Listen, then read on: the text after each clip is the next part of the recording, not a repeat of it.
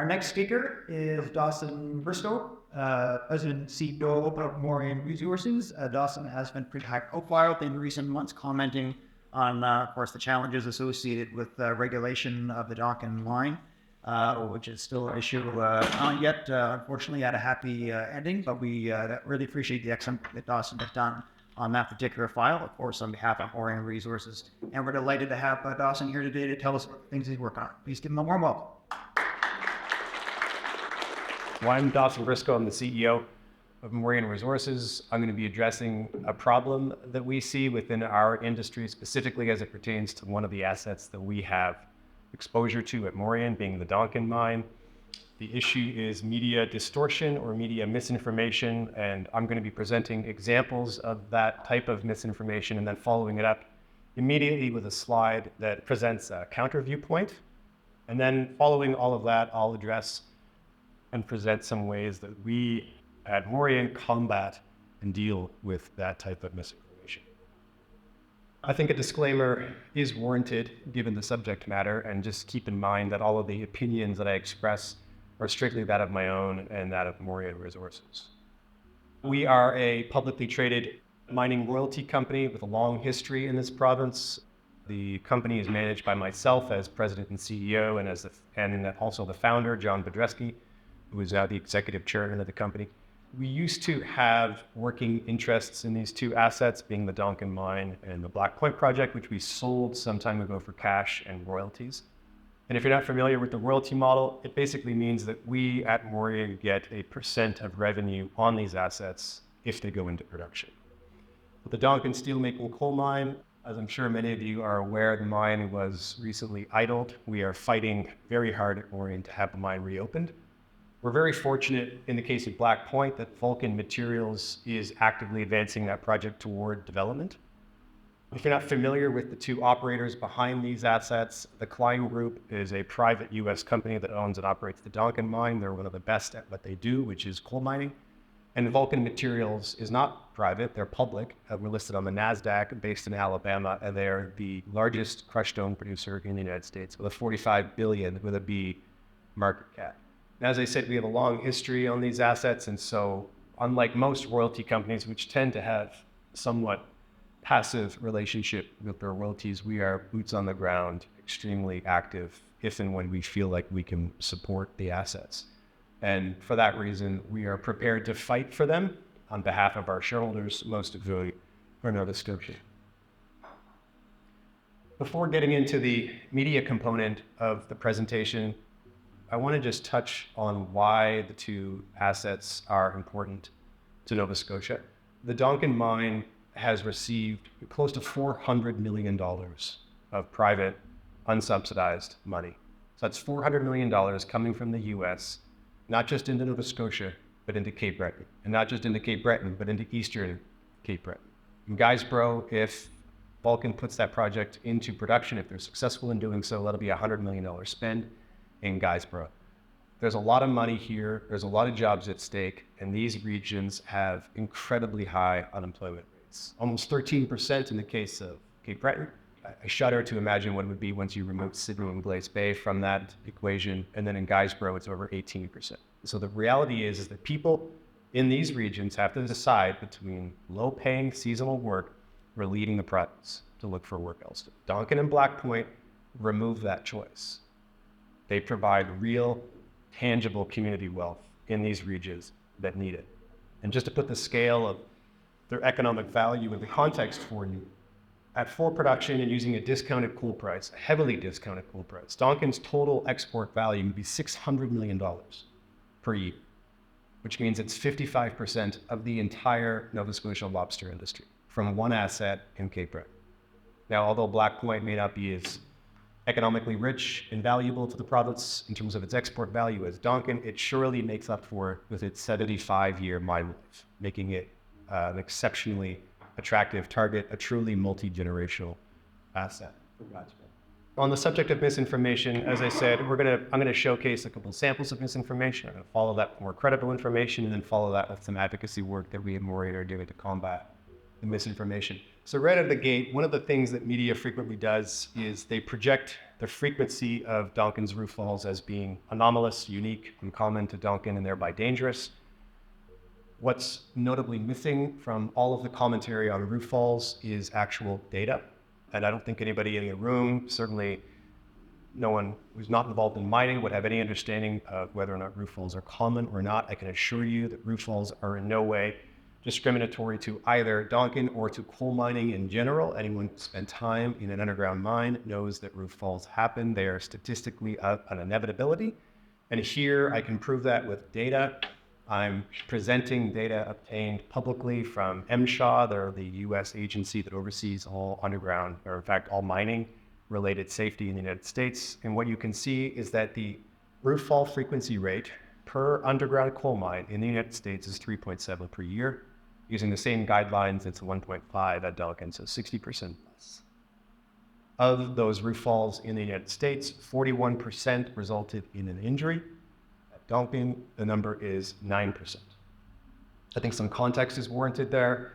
That 9% is reflective of a single injury from a rock that rolled off the sidewall, which does classify as a roof fall, and it came in contact with someone's ankle. This is a 5-pound rock that caused a minor ankle injury. I'm not diminishing the injury. An injury is an injury, but it's helpful to know what or how it was caused. Of the roof falls in the United States, 0.6 or 2 resulted in a fatality. No one has ever been killed from a roof fall at Donkin or otherwise since the mine went into production in 2017. And so the takeaway here is that the Cameron team are really good at what they do. The Donkin miners know what they're doing. Roof falls are statistically inevitable. They are unavoidable. The difference maker is that Cameron are really good at managing and spotting them before they happen. There are no alarm bells to be made or sounded off here in regard to roof fall frequencies at the mine. Something else that's missing from media commentary on roof falls is any type of comparison to other Nova Scotia sectors. Sadly, since 2017, this is when Donkin went into production, Nova Scotia has experienced 56 acute workplace fatalities. This data is easily obtained from the Workers' Compensation Board of Nova Scotia. And of those 56, 18 work in the fisheries industry. I'm in no way casting negativity on our fishing industry. It's going to be around long after I'm gone, and it's been around for multiple generations, and it's the lifeblood of rural Nova Scotia. I'm simply suggesting that when you're trying to have a balanced, well-educated subject on safety, you need to have access to data. It needs to be a part of the conversation, and it's notably missing. The media frequently lists out Donkin's mine site infractions, implying that the infractions are dangerous or unusually high in quantity. Mr. Jeffers easily explains this. Fred Jeffers is an executive director for OH&S at the Department of Labor, Skills and Immigration.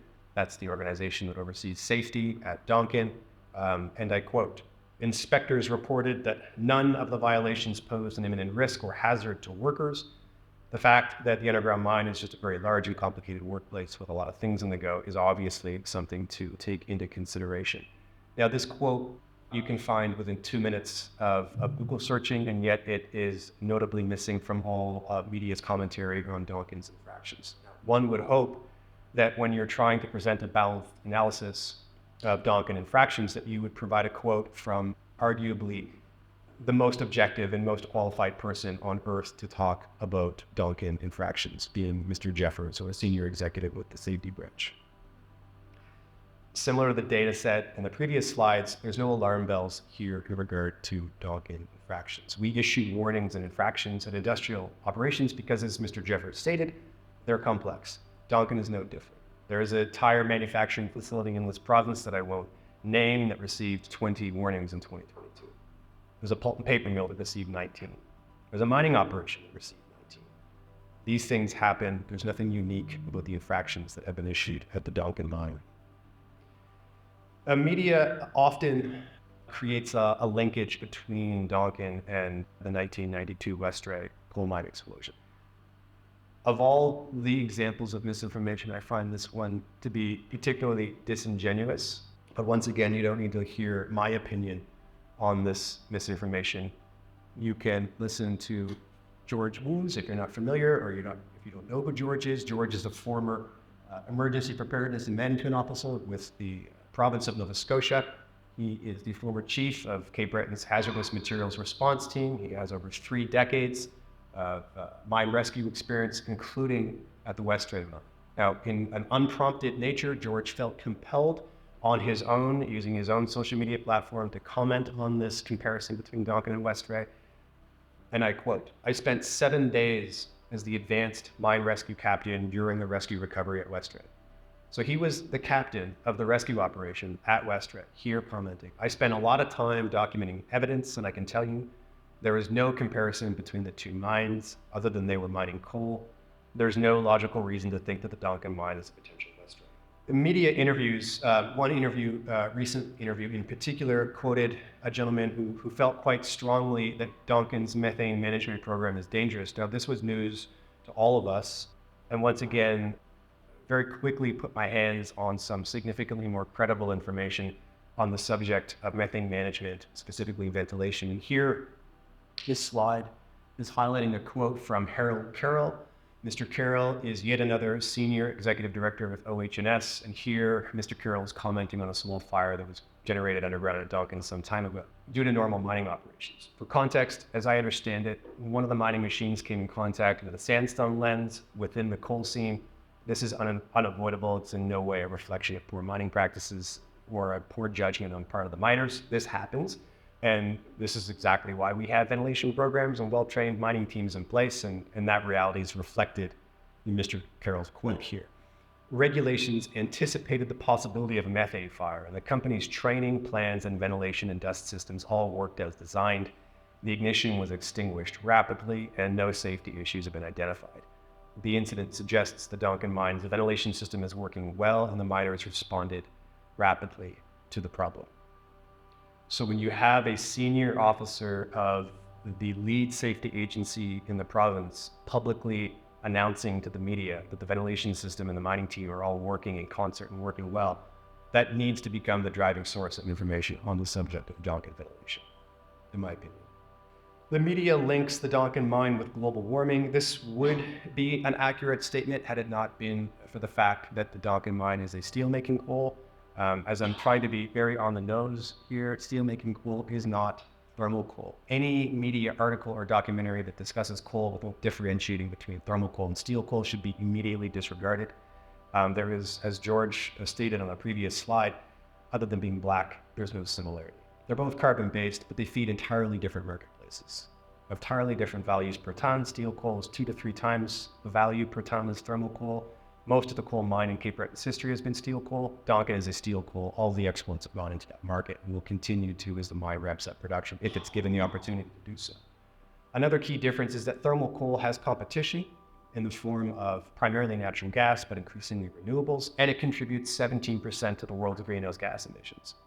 Steel coal has no competition. There is no green substitute for steelmaking coal and manufacturing of steel, and it only contributes 5% to the world's GHG pie chart, which puts it below livestock. And that's why when it comes to the environmental discourse on decarbonization, steel coal, even by environmentalists, is just left out of the discourse.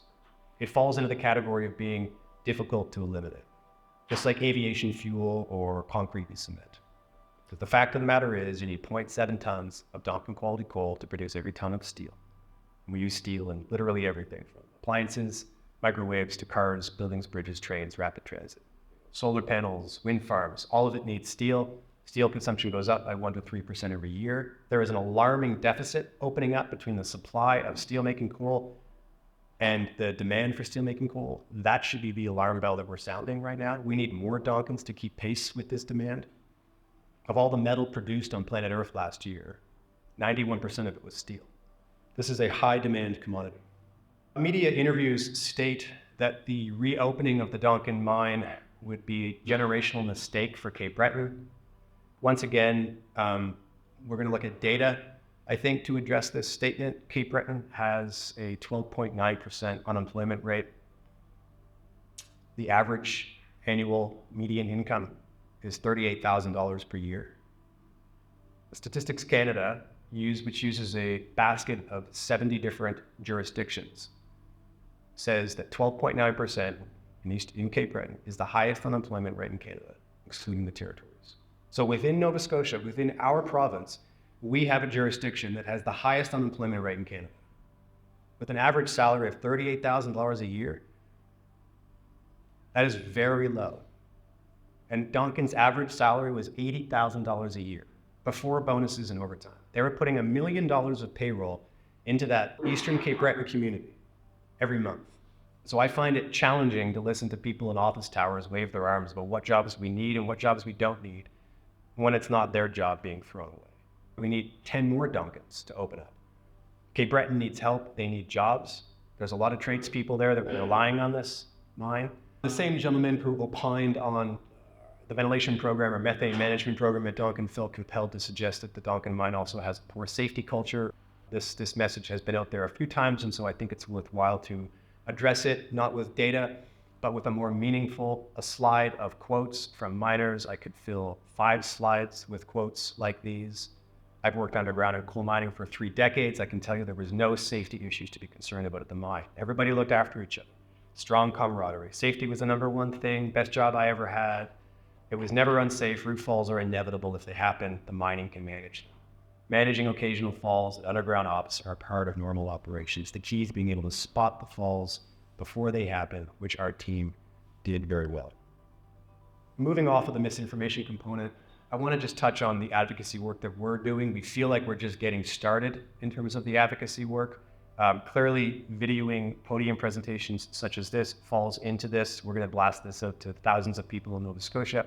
But also, we've been doing other things like the creation of a magazine called Uplift, how exporting Nova Scotia's steelmaking coal fits into the decade ahead. This is a 90-page sort of National Geographic style magazine, very photo-based. A little look under the cover of the magazine, keep them home. That was a very core message. We have too many people leaving this province looking for work. It separates the family unit. We need to keep people together for all of the obvious reasons. At full production, the Duncan mine would be one of the largest private sector employers in Cape Breton. You are hard pressed to find any other project in Cape Breton that has the economic footprint of Duncan, and particularly an operation that requires zero financial assistance from our government. I've seen estimates that the spin-off jobs from Duncan are 3 to 4 conservatively. I'm increasingly thinking it's closer to 6. New reports that I've seen would suggest that. I thought, having spent the better part of 20 years involved with Duncan, that I had a good handle on the number of stakeholders impacted by the mine. I did not. When we started to produce this magazine, I was being introduced to people through 6 degrees of separation that were being benefited economically from this operation. There are a lot of jobs impacted by Duncan. Clearly, one of those stakeholders is the port itself. Jimmy Graham, the general manager at the port, tells me he'd need to staff up by 30 people to keep pace with Duncan's production at full production. I've already touched on the safety component, but once again, when you're trying to understand workplace culture and whether or not it's safe, the best source to go to are the miners themselves, like Neil and John here. As Sean said earlier, I've been behind the camera a little bit, too much from my perspective, but this is what we feel compelled to do, which is to fill the information vacuum, set the record straight. When it comes to the Duncan mine specifically, similar to Stephen with the forestry sector, we've been writing a lot of opinion editorials, which have been accepted at Saltwire. John Bedreski and I put a lot of time into these 700, 900 word pieces. There's a lot of research that goes on in the background. We wouldn't have been doing so many of them had we just not been getting a tremendously broad degree of support from the province, from 84-year-old women in Pictou to younger kids in Halifax. This tool of ours is working well, and we're going to continue to do it. We assisted in the organizing of a pro-Duncan rally in Glace Bay late last year. This was a frigid day. Hundreds of people showed up to voice support for the mine. I had intentions to get up at the podium, but just could not. There wasn't room. We had to take people down just to let other people speak. Everybody had something to say. There was a lot of passion in this part of Nova Scotia for this operation. A lot of support. These are real jobs, real people, real mortgages, real bills to pay. And the emotion behind that was felt in spades at that particular rally. I think it's worth highlighting that our uniqueness as a company, as a corporation, goes beyond the advocacy work that we do. We're very unique in how we allocate capital. I've been in the fortunate position of not needing to finance Morien for 8.5 years, primarily because we're such good stewards of our own capital. We manage income incredibly well. specifically so that we can give the income back to Nova Scotians in the form of dividends, but also in a buyback program. And so while several other companies are financing and diluting their shareholder base, we're enriching it by buying back stock and also through the payment of dividends. We buy in when other shareholders are buying in. We are frequently buying in alongside them. We're the largest shareholders as a collection of people. We own close to 18% of the company. We drastically cut overheads in this company. And so we've reduced overheads by 40%, and we've also reduced the share count in the company. So while our peers are diluting and raising capital to go explore, we're doing the opposite. We're reducing the share count, enriching your ownership. We've reduced the share count by about 18% over the past several years. And with that, I want to wrap up and just thank you for your attention. I appreciate your time. I'll be around for the rest of the day. Please let me know if you have any questions.